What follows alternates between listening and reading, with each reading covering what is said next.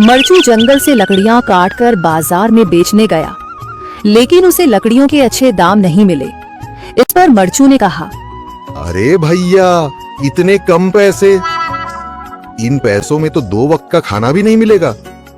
आप मुझे बहुत ही कम पैसे देते हैं। मैं इतनी मेहनत से लकड़ियां काट कर आता हूँ, लेकिन उनके पैसे मुझे बहुत कम मिलते हैं। भैया, तुम्हारी लकड़ियां होती ही इतनी कमजोर हैं कि मैं इससे ज्यादा पैसे नहीं दे सकता। तुम्हारी लकड़ियों के बस इतने ही पैसे बनते हैं। अरे भैया, कुछ ज्यादा कर दो ना। वो क्या है ना कि इन पैसों का तो कुछ भी नहीं आता। मैं अपनी जिंदगी कैसे गुजारूंगा। भैया, तुम जाकर अच्छी लकड़ियां लाओ, तभी इन लकड़ियों का अच्छा दाम मिल पाएगा, वरना इन लकड़ियों का तो यही दाम है। ये सुनकर मरचू बहुत ज्यादा परेशान हो गया और पैसे लेकर किराने की दुकान से सामान खरीदकर घर आ गया। घर पहुंचते ही मरचू की पत्नी सीता ने कहा, अरे जी, सामान ले आए आप? हाँ जी, सामान ले आया हूँ। सीता के चेहरे पर खुशी छा जाती है, लेकिन जब उसने सामान देखा, जी, इसमें तो बहुत थोड़ा सामान है।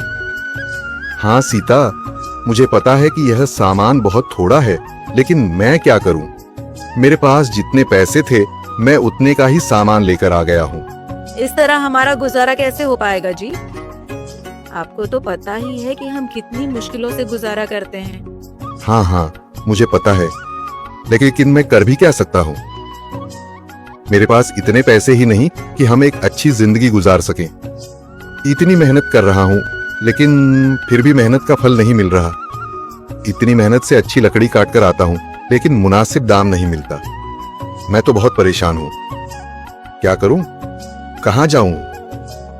अरे जी, आप परेशान न हो, आप कोई और काम देख लें।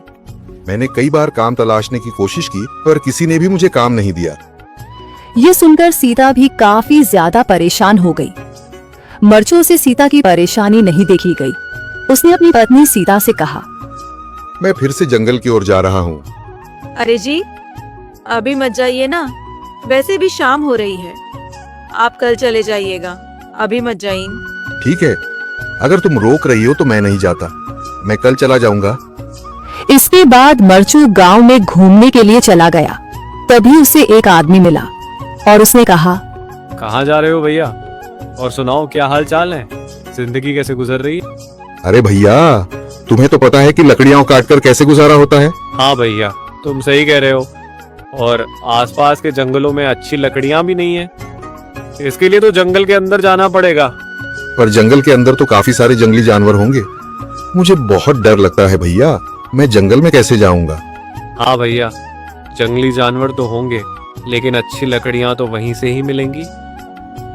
ये सुनकर मरचू बहुत ज्यादा परेशान हो गया, लेकिन वह आदमी बिल्कुल ठीक कह रहा था। जंगल के किनारे की सारी लकड़ियां कट चुकी थीं। अब सिर्फ जंगल के अंदर ही अच्छी लकड़ियां बची थीं। अगली सुबह मरचू लकड़ियां काटने जंगल की ओर चल पड़ा। जंगल में आने के बाद मरचू ने कहा, अरे, यहाँ पर तो लकड़ियां ही नहीं हैं। वो आदमी सही कह रहा था, लकड़ियों के लिए तो जंगल के अंदर ही जाना पड़ेगा। पर जंगल के अंदर जाना क्या सही रहेगा? मुझे तो बहुत डर लग रहा है, क्योंकि वहां पर तो काफी सारे जंगली जानवर होंगे जो खतरनाक होंगे। अगर आज मैं जंगल के अंदर नहीं गया तो मैं आज घर पैसे लेकर नहीं जा सकूंगा, और फिर जब पैसे नहीं होंगे तो गुजारा कैसे होगा?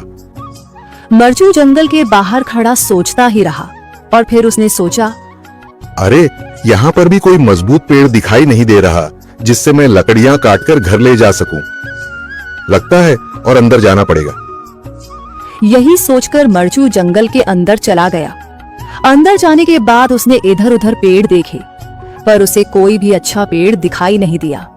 यह सोचकर मरचू जंगल के और अंदर चला आया।